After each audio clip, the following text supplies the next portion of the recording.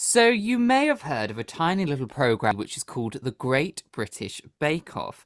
Well, did you know that there is a musical now of The Great British Bake Off, and it is playing at the Noel Coward Theatre from the 25th of February after its tremendous run at the Everyman Theatre in Cheltenham in July.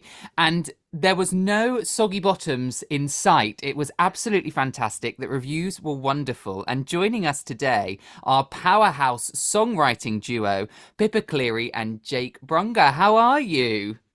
Well, thanks. You join us. Well, I was going to say from the tent. We're not quite. We're underneath the tent in the And basement. you're currently in rehearsals, aren't you? Everyone's in a vocal warm up Upstairs, yeah. We're upstairs. We're downstairs with the bunting and the crappy pianos, you know. It looks absolutely. It's setting the scene very well. We love it. So, talk to us about the show. Is the first obvious question. What do we need to know? Well, obviously, I mean, it's based on the Great British Bake Off TV show, but really all that is a tent with a lot of ovens. There isn't actually, there's not, it doesn't come like a story. It's not like we've adapted a novel where there's a beginning, middle, and end. We have to find that as part of the process. So we've basically just filled it with like these sort of hopefully wonderful, eccentric, iconic characters, time will tell. And it just spans a whole series of Bake Off. We like to think of it as being like the lost series of Bake Off that, it's not been aired yet. Yeah, and we found eight fictional contestants, but we've obviously pulled inspiration from many past contestants of Bake Off series and got, oh, let's put a bit of that into this person, and let's take a little bit of that. But yeah, effectively, we have created 8 stories from scratch. But if you're a big fan of the show, there will be tiny things that hopefully you recognise and, little bits of beloved parts of the programme that we put in. But equally, if you don't know the show, it's a complete, story in its own right, and it works. Yeah. I remember I was at South Bank, and remember, this is for everybody. Do you remember Ice Cream Gate? And he put his ice cream cake in the bin. Well, he was there, and I went up to him and I was like, look, I've just got to tell you that you were great on the show, and I'm gutted that you left because that ice cream cake also looked delicious. There may be an allusion to that very moment. I couldn't possibly say. Well, there you go. It's almost like I knew. Exciting. Almost like I knew. But, what makes you guys say, Great British Bake Off, it's got to be a musical, but ultimately we've got to write it. Where did that idea spark from? Well, we were actually approached, which is always very nice, by Mark Goucher, the producer, and Rachel Cavan, the director, had already signed on. She was always going to direct it. And we first met for this when Adrian Mole was on at the Menier Chocolate Factory many years ago. And the sort of no, it wasn't. It was at the Menier. It was. I looked. No, it wasn't. No, it absolutely wasn't.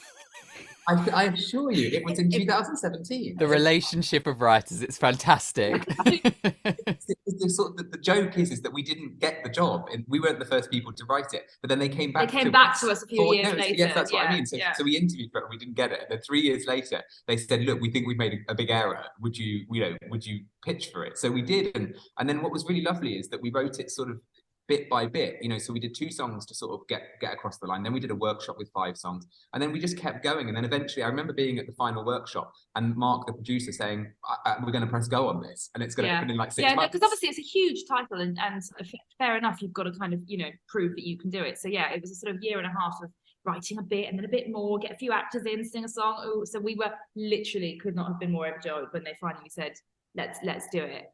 And it is hard to find the way in, and it's who do you focus on when you've got 2 judges, 2 presenters, and 8 contestants.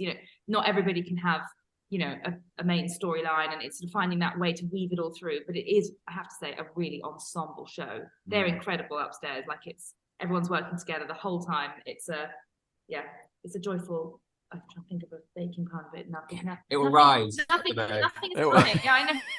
And there's a mystery 13th character that we don't really advertise that much. But actually, no, it is advertised. I mean, it'll be advertised quite soon. That is sure. There is another. Keep going, babe, for another month. All of these little nuggets being dropped. I'm so excited. I do have to say, when this was first announced to come to Cheltenham, I think it was last year, I was like, how are they going to do a Great British Bake Off musical? It's so well known. Everybody knows the programme. How are they going to do this? And I know so many people that came to watch it and they were absolutely blown away. So I am so excited to come and see this. You released a song yesterday. Yes, we're really excited about it. It's called Obviously, sung by the incredible Grace Moat. It's one of the first ones we wrote as well. Do you remember when we were Yeah. sort of trying to find the characters? I think it was one of those sort of like test songs. And she just kind of, well, I won't give away the song until you play it. It's But very, yeah, it's a belter. We love a big belt. So Grace was like, thanks for this. 8 shows a week. Yeah, great. Yeah, No, thrilled. we're really excited. So it wouldn't be a Sit and Stalls interview if we didn't finish with some kind of like cheesy, punny question. So if you could sum up the show as a baked good, what would it be and why? Oh, I think it's like, well, Hayden Gwynn, that's just a name drop because Hayden Gwynn is in the show. Last night, she described the show, we were out with her at a party, and she said it's like a Trojan horse, this show, because people don't yet know what it is. So I think that it's like one of those explosion cakes that's like, it looks that something's going to pop out of it. And I think our show is in the middle, and people don't yet know what it is on the outside, but it's going to burst out of that, I hope. How beautifully put, dear. I was very beautifully put, I do have to say. Pippa, do you agree? Trojan horse. So that's from Yes, let's hope it's war. not bad So I news. would say it's quite the same. But yes, the metaphor is great. Maybe I don't mean that. Do I mean Pandora's box? No, again, that's negative, isn't Oh. it? Because Pandora's box, all the crap comes out of Pandora's box. Something lovely comes Not out. it's just.